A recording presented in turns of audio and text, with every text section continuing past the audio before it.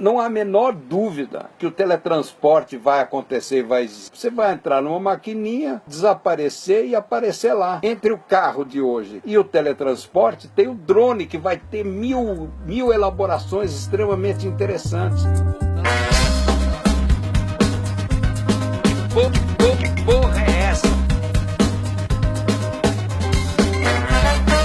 Eu tenho falado muito de mudança de paradigma. Eu estou convencido mesmo que tudo que a gente está fazendo no mundo, todas as atividades humanas, pessoais, de grupos e coletivos, de governos, de realidade, do processo civilizatório, estão passando por uma profunda mudança de paradigma. Eu tenho falado muito isso. Porra, afinal da conta, que porra é essa de mudança de paradigma? O que é isso? E eu peguei um exemplo aqui que eu queria colocar para vocês, que é o seguinte: a Suíça dominava de uma forma fantástica a relojoaria do mundo. Olha só o que era um relógio suíço. Ninguém era capaz de fazer um relógio como esse, fazer as peças todas, as máquinas. Olha o que era para fazer um relógio de precisão suíça. Ninguém chegava perto do relógio.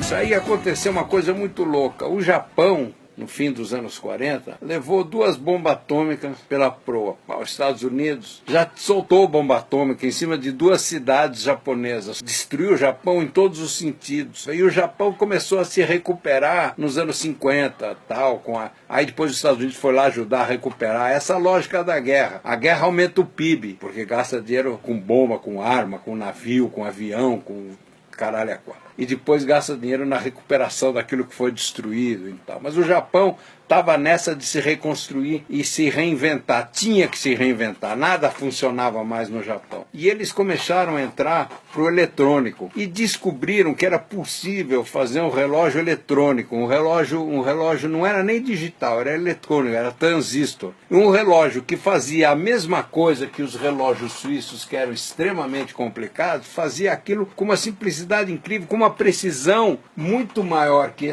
a precisão que essa mecânica tinha, e a preços muito mais baratos. E olha só onde foi parar o relógio de precisão. Que maluquice que é. Vou pegar uma loucura aqui de ponta mesmo aqui.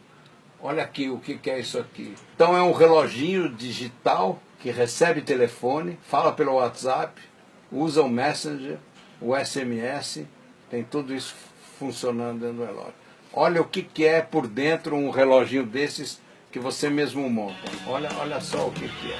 Pecinha de cima, uma plaquinha, 2 plaquinhas, 3 plaquinhas, 4 plaquinhas, 5 plaquinhas.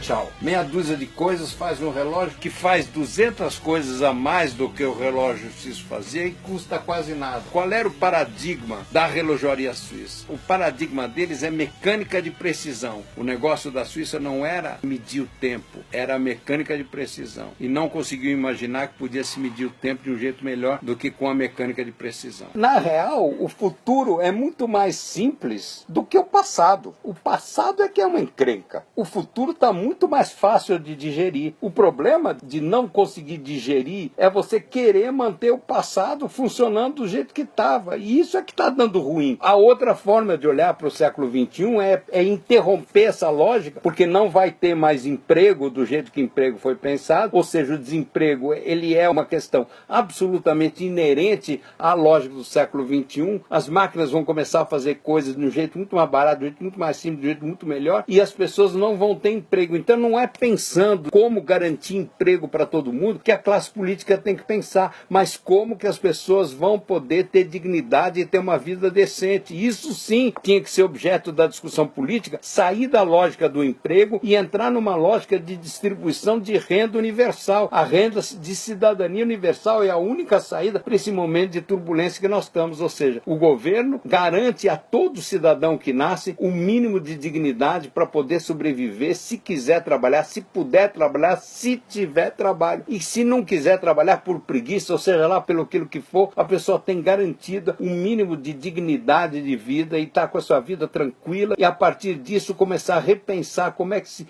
reorganiza a economia do século XXI, baseado em outros parâmetros que não tem porra nenhuma a ver com o século XX, porque não vai dar para o século XX se manter vivo. Não vai dar, ponto.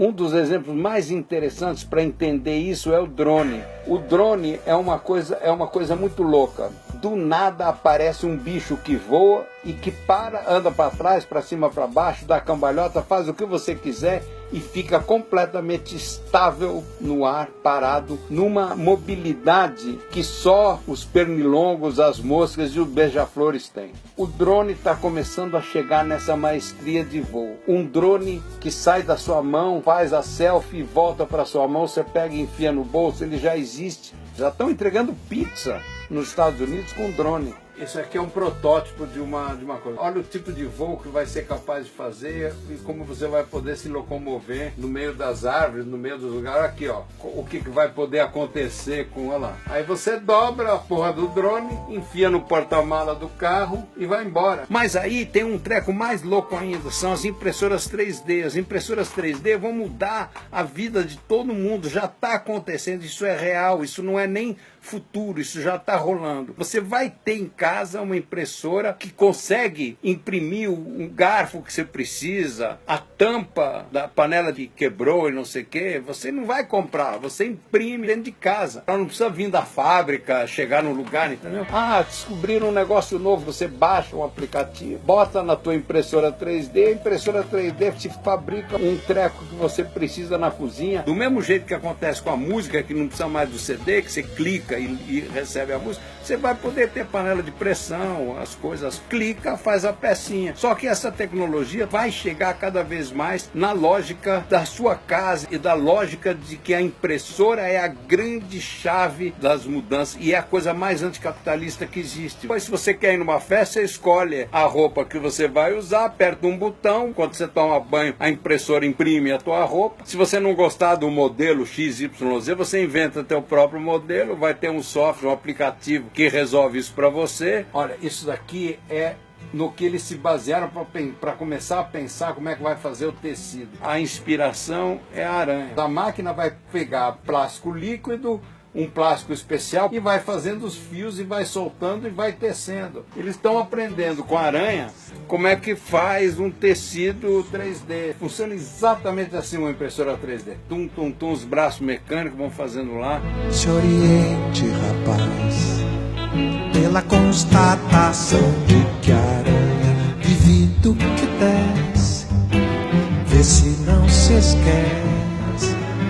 A coisa mais subversiva que tem ao capitalismo selvagem é a própria tecnologia que está sendo desenvolvida, que constrói uma lógica de que você pode fazer você mesmo em casa coisas extremamente sofisticadas, coisas que antes precisava de uma indústria enorme. Nem Marx pensou nisso, porque Marx viveu uma época onde a apropriação dos meios de produção eram coisas elaboradíssimas e impossíveis. A ideia da apropriação eram máquinas extremamente pesadas, caríssimas, impossíveis de ter. Mas o século XXI vem vindo com um mundo muito mais fácil de digerir do que o mundo do século XX. O que não tem solução é o século XX. O que não tem solução é o mundo industrial. O que não tem solução é o capitalismo selvagem ou não selvagem. O dinheiro regendo todas as coisas. O que não tem solução é a economia baseada nas bolsas de valores e não baseada na felicidade do ser humano. A solução, na verdade, é substituir o Ministério da Fazenda pelo Ministério da Felicidade. O dinheiro a favor da construção da possibilidade da felicidade do ser humano, que era, no fundo,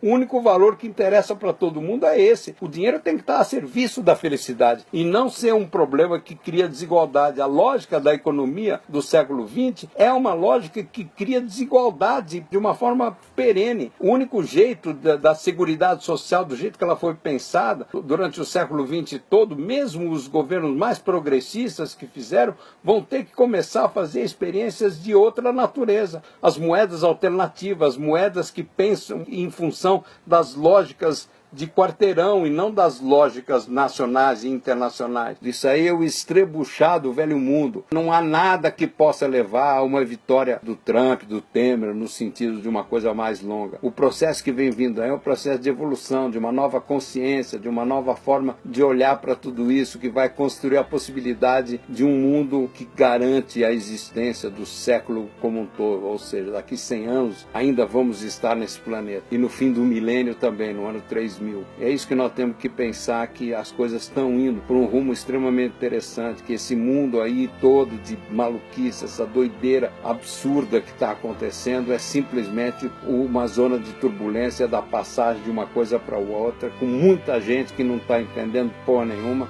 e falando um monte de merda.